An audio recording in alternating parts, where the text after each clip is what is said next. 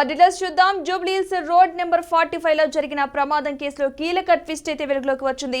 2 సంవత్సరాల క్రితం road number 45 లో జరిగిన కారు ప్రమాదంలో బీఆర్ఎస్ బోధన మాజీ ఎమ్మెల్యే షకీల్ కొడుకు రాహిల్ కారు నడిపినట్లుగా గుర్తించారు. కానీ అప్పుడు రాహిల్ డ్రైవర్ కారు నడిపినట్లు పోలీసులు కేసు అయితే నమోదు చేశారు. అయితే కేసును రీఓపెన్ చేసిన వెస్ట్ జోన్ పోలీసులు ఆ కారు ప్రమాదం కూడా షకీల్ కొడుకు రాహిల్ చేసినట్లుగా వారు గుర్తించారు.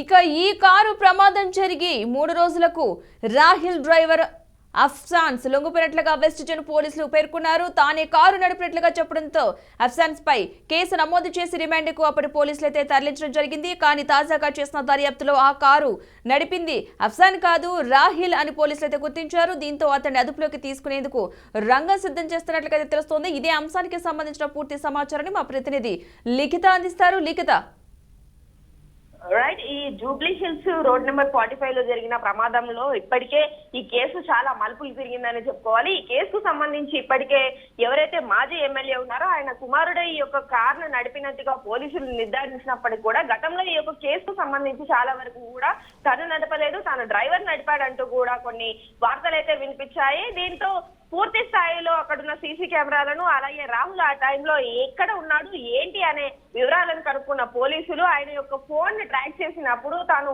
ఎక్కడైతే యాక్సిడెంట్ జరిగిందో ఆ యొక్క ప్రాంతంలోనే ఉన్నాడు అనే విషయం క్లియర్ కట్ గా అర్థం కావడంతో ఆ యొక్క సాక్ష్యాలతోనైతే రాహుల్ ని పట్టుకోవడానికి ప్రయత్నించినప్పటికీ ప్రస్తుతం తాను ఇక్కడ లేడు, కానీ దుబాయ్ లోనో లేకపోతే బెంగళూరులోనో ఉన్నట్లుగా తెలుస్తోంది. తనని పట్టుకునేందుకు ఇప్పటికే పూర్తి స్థాయిలో అన్ని ఏర్పాట్లు అయితే చేస్తున్నారు.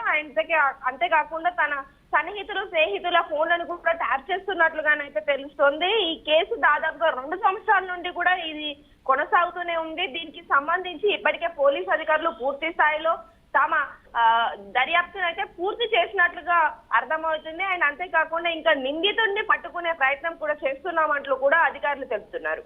Right, thank you Likhita.